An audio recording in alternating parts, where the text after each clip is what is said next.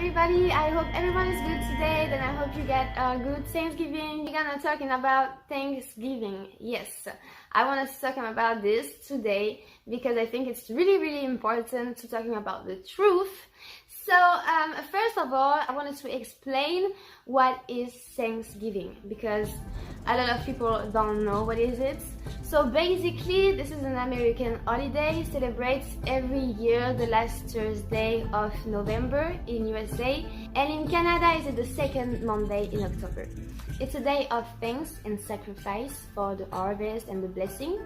The story that is generally known about Thanksgiving is that an Indian called Squanto helped the pilgrims just arrive from Europe on the cheap Mayflower. They helped them to survive when they land at Plymouth in America in 1620. This was the beginning of the great migration of English and European in USA. The next year, the pilgrims thanked the Indian in return by inviting them to share a huge 3-day meal to thank them. And this will be the first Thanksgiving celebration. So all of this sounds beautiful and nice, but the truth is much darker. The story about Squanto, who first helped them, was at the beginning captured and brought back by English trades a few years ago. So the communication was easier and possible because he could speak English too. So the European at this time, they know that India was much more people, and they know how to survive, they know the region, the country. And the European, they don't know where they are, they start to starve and they die.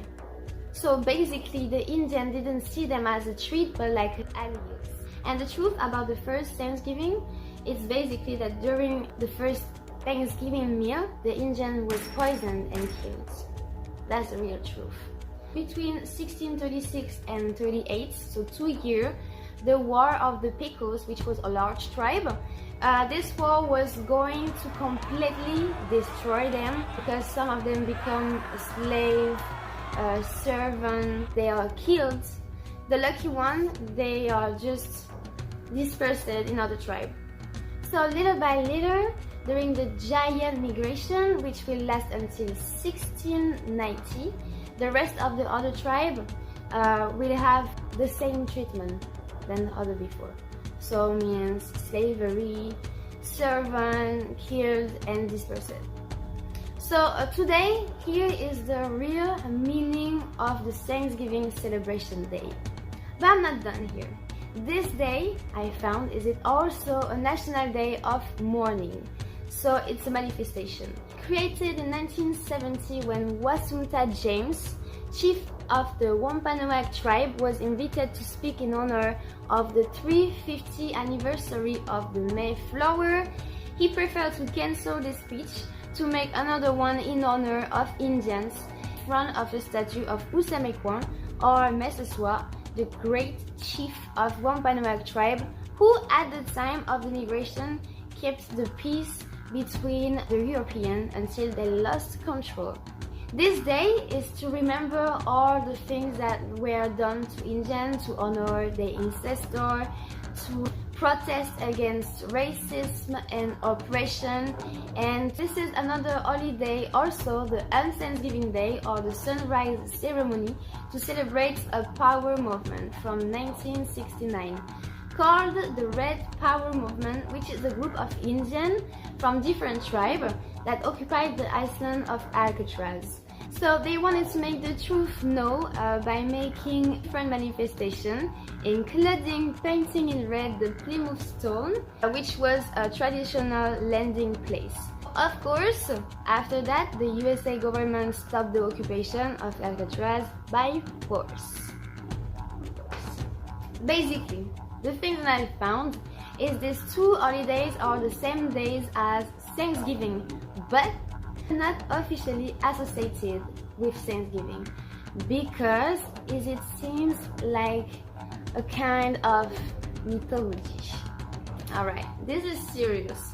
So is it like the half about what I'm telling you? It's not true. But today with our simple logic, we can understand that all of this is not an invention, it's not crazy. And today, the history of Indian, that's really sad, the history of Indian is almost deleted while they was the founders. So, I said deleted because certainly we still have a lot of picture or even Indian people, but when you think about the culture and the things that we know and everything, for the small time of history, then it's between us and them, it's a lot of things that it's forget. That's what I'm saying. So I hope you like this type of video, this type of research. Let me know if you know already about the real Thanksgiving celebration. Like and share to make the truth know. For the next time, my video is gonna talking about the astrology, what is it, and the history of astrology. It's gonna be a long and big interesting video. I see you soon. Until this time, take care. God bless you and peace out. First, I want to let you all know that I'm not a full-blood Indian. I am not a traditional Indian, and an American Indian patriot, and a member of the American Indian movement. The American Indian movement, which was founded in 1968 in the city of Minneapolis to stop police brutality against Indian people, we ask ourselves, who are we? Why are we? Where do we come from and where are we going as Indians? I mean, it was beautiful to look Indian, but did we really know what it is to be Indian? And so we decided in 1969 that we would go home and talk to the old people and find out where we come from and why we come from. And to find out why we, the red people of the Western Hemisphere, are the most beautiful people in the Western Hemisphere. Because of our traditions, because of our ancient ways, and because we are in fact the oldest civilization on earth. And in all times we found out, and it has been proven over and over and over again, that the American Indian people, the red people of the Western Hemisphere, that we have one spiritual foundation that in fact makes us Indian people. But you cannot expect to go through the white man's educational system after we begin to find out our beauty. We also saw what the white man's doing to us. And so we also sat down again and we identified the three major enemies: the United States of America, education, and Christianity. A century ago and more, gave smallpox infected blankets to Indian people. But it's much more insidious today. They're contaminating our water supplies, contaminating our land with radiation and with nitrate poisoning, continuing the rape of our sacred mother and the murder of all our relatives, but also against us.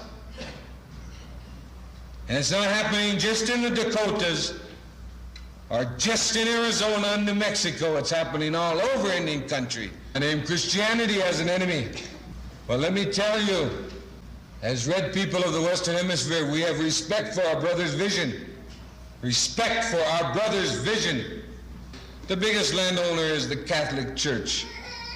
Thy father and thy mother, except you, Indian child, because your father and mother were pagan, primitive savages who believe in witchcraft and worship the devil. How can a small child have pride in his ancestors' education? Unfortunately, a lot of Indian people believe that Indians only go back as far as 1934. Hand in hand with the missionaries and the government. But how do you relate when you're a little child in the first grade and they say, Columbus discovered America. We discovered him.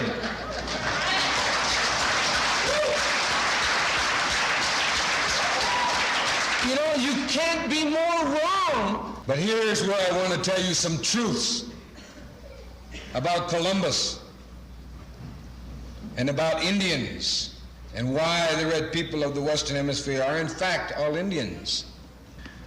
I got a letter while I was in prison last year, and he said, you probably already know this. He said, but I want you to, I just got to tell you anyway. But when Columbus first encountered the red people in the Caribbean, he saw them and he wrote in his journals that we were generous to a fault, that we would share everything, every one of our possessions, even the clothes off our body. And because we were so generous, we would make excellent slaves. He called us indios, and the correct translation from Italian into English, Dio in Italian means God. In and the S with it, put together, it means people in with God. That's the correct translation of indios. Now think of that. That's what he saw. That's the beauty that he saw of us, and he correctly named us. I am proud to be an American Indian and called such.